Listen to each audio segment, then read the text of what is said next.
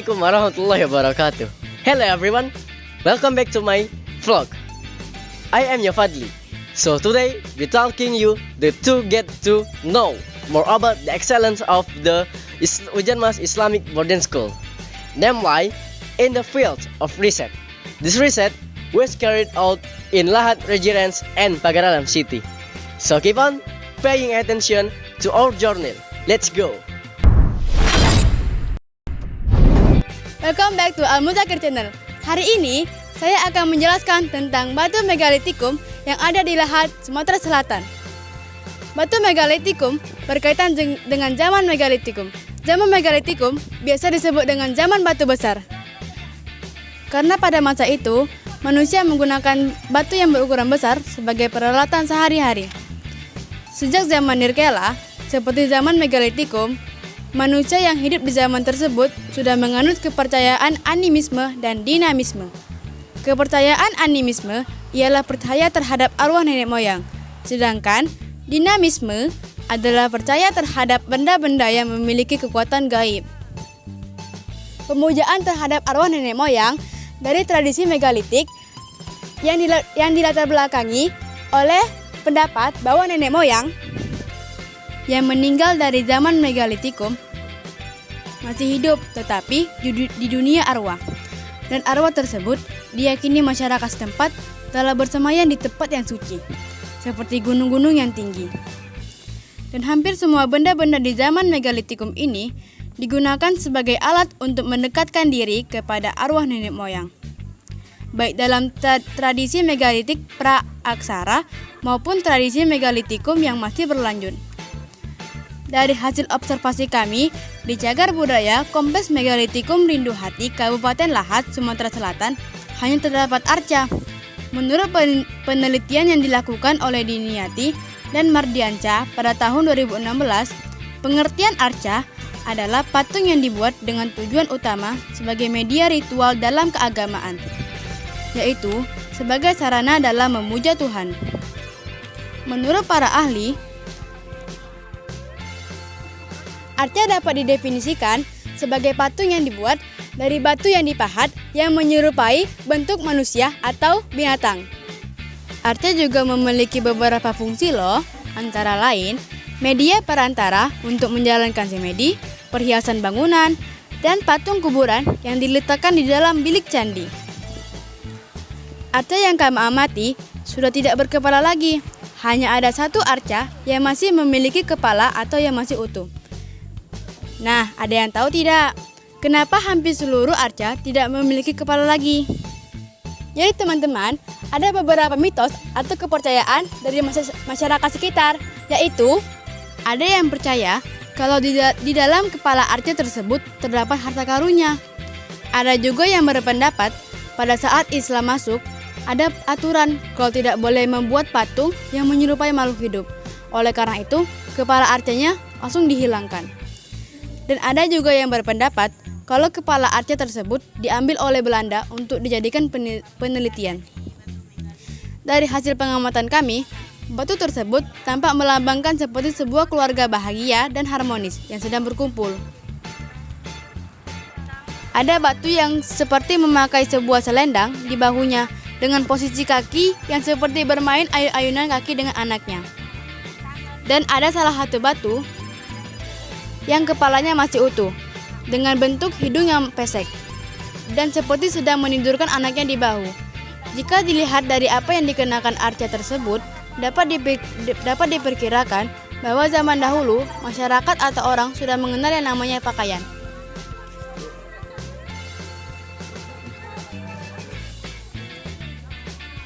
Nah teman-teman, itulah penjelasan singkat dari saya. Saya akhiri, wassalamualaikum warahmatullahi wabarakatuh.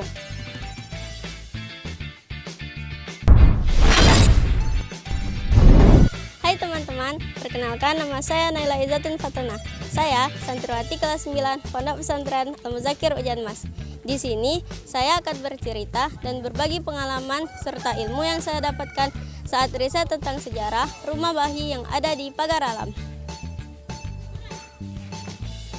Sebelumnya, kalian udah pernah dengar belum tentang sejarah rumah bahi ini? Apa sih rumah bahi itu? Oke, rumah Bahi atau rumah Ulu Basemah merupakan rumah khas suku Basemah yang terletak di Kota Agung, Kota Pagar Alam. Rumah Bahi ini merupakan rumah adat yang sudah digunakan sejak beratus tahun lampau oleh para nenek moyang masyarakat Basemah Pagar Alam. Kira-kira siapa ya yang menjaga rumah Bahi tersebut? For your information teman-teman, jadi rumah Bahi yang kami riset ini dijaga oleh Bapak Heriadi. Beliau merupakan keturunan atau pewaris ke-6. Rumah Bahi ini pertama kali didirikan oleh Gegap.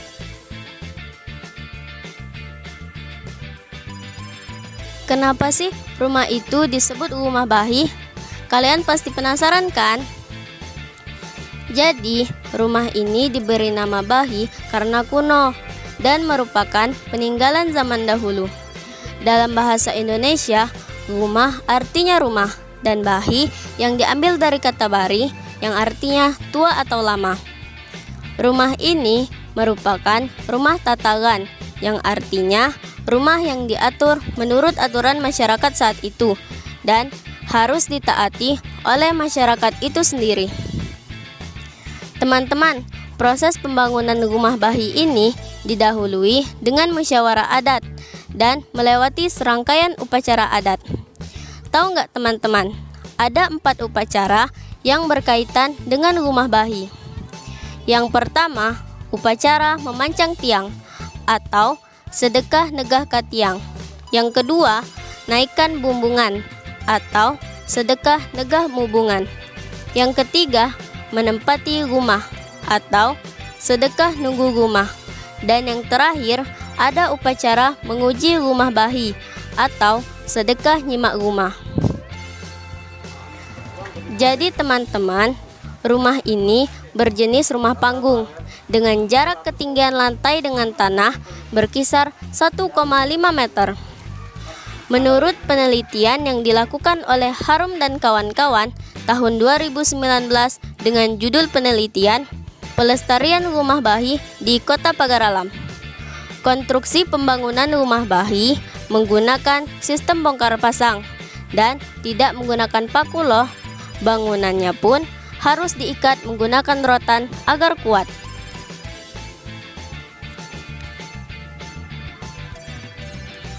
Rumah Bahi menggunakan sistem jepit pada sambungan rumah. Tiangnya tidak ditanam ke dalam tanah, tetapi hanya berdiri dengan alas batu. Sistem ini dilakukan untuk menyiasati rumah tersebut agar tidak akan rubuh saat terjadi gempa bumi. Bangunan rumah Bahi ini berbentuk persegi, beratap tinggi, mirip trapesium, sedikit melengkup, namanya piabung. Nah teman-teman, rumah Bahi ini memiliki 4 jenis, diantaranya tatagan atau berbahan kayu dengan ukiran di dinding luar. Yang kedua, jenis kilapan, yakni dari kayu namun tanpa ukiran. Yang ketiga, ada jenis padu kingking, yaitu paduan kayu dan bambu. Dan yang terakhir, ada jenis padu ampak, yaitu jenis yang berasal dari bambu.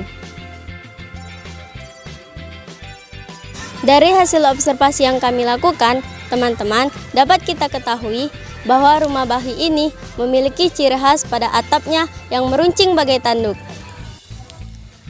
Dilihat dari bentuk atapnya, rumah Bahi hampir sama dengan rumah adat Minang atau Toraja. Ada satu loh yang membedakannya, yaitu atap rumah Bahi tidak terlalu runcing dan terbuat dari ijuk atau serabut pohon aren dengan kerangkanya yang terbuat dari bambu. Ciri khas lain yang ada pada rumah Bahi ini yaitu lampit 4, kelan, ulu rurah, pangkal rurah, mangkuanom, sumbai besak, penjalang, dan semidang. Bentuk ukiran pada rumah Bahi ini yaitu patah tunggu hilang berganti yang diambil dari batang rebung, kemudian bunga padi yang melambangkan 4 sumbai. Rumah Bahi memiliki 3 ruangan, yakni beruge atau garang, sengkar bawah, dan sengkar atas. Beruge merupakan bagian luar yang terhubung dengan tangga. Beruge ini dibatasi oleh dinding berpintu dengan sengkar bawah di dalam rumah. Sengkar bawah dan sengkar atas terpisah berdasarkan ketinggian lantai. Nah teman-teman, rumah ulu basema atau rumah bahi ini didesain minim ventilasi. Kira-kira ada yang tahu nggak alasannya kenapa? Hal ini dimaksudkan agar ruangan menjadi lebih hangat, karena umumnya hanya difungsikan untuk istirahat di malam hari. Ketika siang hari, rumah ini jarang dihuni, karena semua orang sibuk bekerja di ladang atau sawah. Oh ya teman-teman, ada yang unik loh dari pintu rumah bahi ini. Pintu rumah bahi yang kami riset berbeda dengan pintu pada umumnya. Bentuk pintu rumah bahi lebih pendek dan memiliki ukiran yang unik. Berdasarkan penelitian yang dilakukan oleh Putra Irawansyah pada tahun 2016, ukiran di rumah bahi melambangkan 4 elemen, yaitu air, angin, api, tanah, atau bumi. Seperti avatar ya. By the way, jika kita berpikir secara logika, kenapa sih pintu rumah bahi didesain dengan bentuk yang pendek? Padahal kan orang zaman dahulu memiliki postur badan yang tinggi-tinggi. Kira-kira kalian ada yang tahu nggak alasannya kenapa? Nah teman-teman, berdasarkan hasil wawancara kami dengan Bapak Heriadi kemarin, jadi rumah tersebut dahulunya merupakan sebuah balai, sehingga setiap orang yang masuk diharuskan bersikap sopan dengan cara menunduk. Makanya pintu tersebut sengaja dibuat dengan ukuran yang lebih pendek. Oke teman-teman, dapat kita ketahui bahwa sejak dahulu masyarakat sudah memiliki daya cipta dan seni yang sangat tinggi. Hal tersebut juga tercermin dari bentuk fisik dan ornamen yang ada pada eksterior dan interior bangunan rumah bahi. Apalagi pewaris rumah bahi sudah membuktikan meski sudah berumur ratusan tahun, rumah bahi tersebut masih berdiri kokoh hingga saat ini. Oleh karena itu, kita sebagai pemuda-pemudi generasi penerus bangsa sudah menjadi tugas kita untuk terus menjaga dan melestarikan kekayaan salah satu kebudayaan Nusantara yang adiluhur ini, dan meningkatkan kesadaran masyarakat akan pentingnya peninggalan tersebut, yang adalah tanggung jawab bersama yang harus dijaga kelestariannya. Baiklah teman-teman, sekian penjelasan dari saya. See you next time. Dadah teman-teman.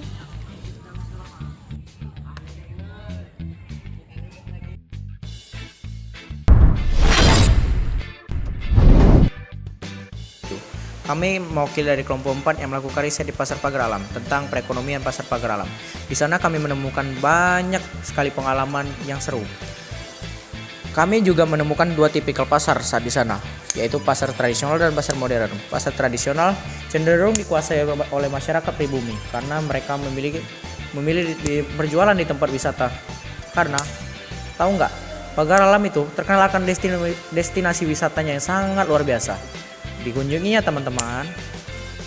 Sedangkan pasar modern, mayoritas pedagangnya bukan warga pribumi, melainkan warga datangan dari daerah lain seperti Lahad, Palembang, dan Muara Enim.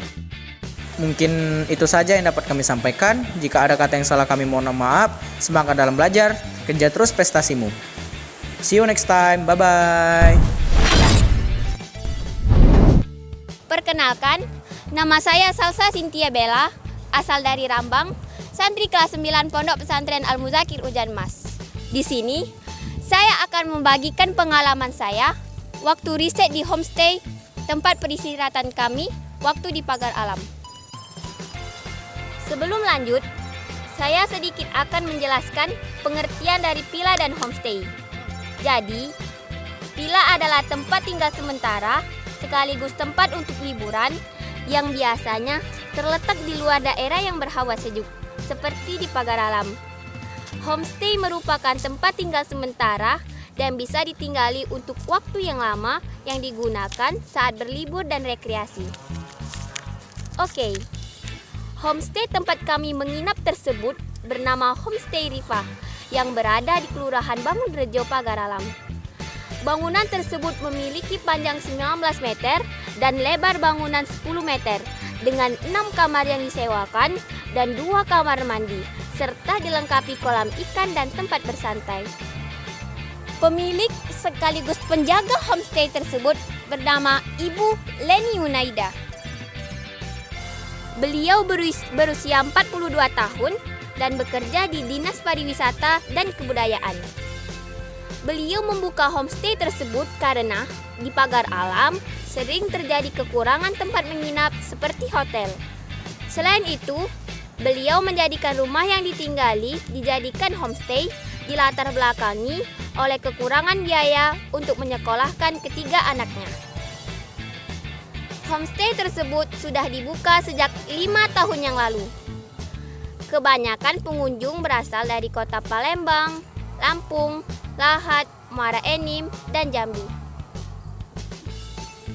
Berapa ya biaya yang diperlukan untuk menginap di homestay tersebut? Jadi, untuk menginap di homestay rival kalian harus mengeluarkan biaya sebesar 300 sampai 400 ribu rupiah untuk kamar yang besar, sedangkan untuk kamar yang sedang dari 150 sampai 200 ribu rupiah dan bisa juga di booking. Kok bisa ya homestay Riva ini bisa dikenal orang? Jadi, homestay Riva ini dipromosikan dari satu mulut ke mulut yang lainnya, atau dari satu pengunjung ke pengunjung lainnya. Terus, homestay ini bisa juga ditemui di aplikasi Agoda. Jadi, teman-teman tidak perlu repot lagi. Tinggal buka aplikasinya, tinggal cari di Google deh. Dan sudah ada di Google Map. Terus, apa sih yang membedakan homestay ini dengan homestay yang lainnya? Perbedaan homestay Riva dengan homestay lainnya adalah fasilitas yang memadai dan bentuk bangunannya yang membuat pengunjung merasakan layaknya rumah sendiri, serta ibu penjaganya yang ramah lagi baik hati. Tim riset Al-Muzakir Ujanmas, terutama saya sendiri, merasa sangat puas menginap di homestay Riva tersebut dengan fasilitas yang memadai serta bangunannya yang dibuat layaknya rumah sendiri. Demikian penjelasan dan kesan-kesan yang saya dapat dari hasil riset di Pagar Alam. Sampai jumpa di lain waktu. See you next time.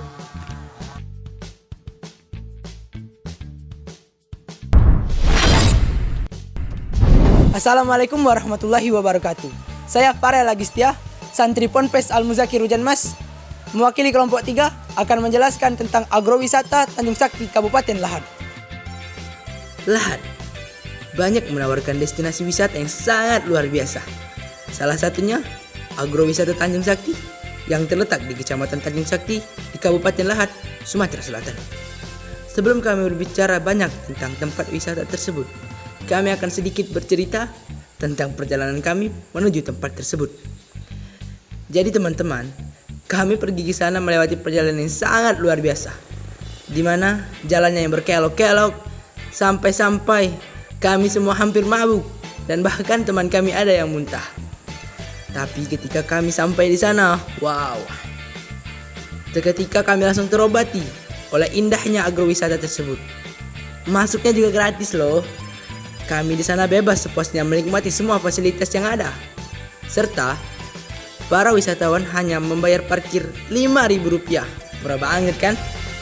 Di sana kami langsung disuguhi dengan taman-taman yang indah, sawah yang terbentang luas, replika jembatan Ampera, dan air terjun yang sangat jernih. Di sana, kami bebas berkeliling di taman yang luas. Kami juga mandi di air terjun buatan yang airnya sangat deras. Air terjun tersebut tingginya sekitar 5 meter dan lebarnya sekitar 10 meter. Air tersebut berasal dari sungai yang mengalir di sepanjang perjalanan. Di antara air tersebut, di atas air tersebut terdapat sungai buatan untuk para wisatawan bermain air dan ban.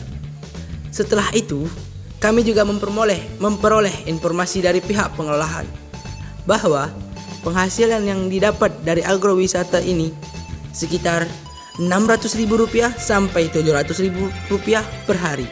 Sedangkan di hari libur bisa mencapai 2 juta sampai 3 juta rupiah. Wow. Nah teman-teman, itulah informasi yang dapat kami sampaikan dari hasil riset kami di agrowisata Tanjung Sakti Kabupaten Lahat. See you next time. Bye-bye. So there it is for our vlog in Lahat and Pagar Alam. I hope you enjoy it as much as I do. So make sure to subscribe and don't forget to click on the ring button so you don't miss any notification when we upload new videos. Thank you very much for watching and see you in our next video. Bye bye. Wassalamualaikum warahmatullahi wabarakatuh.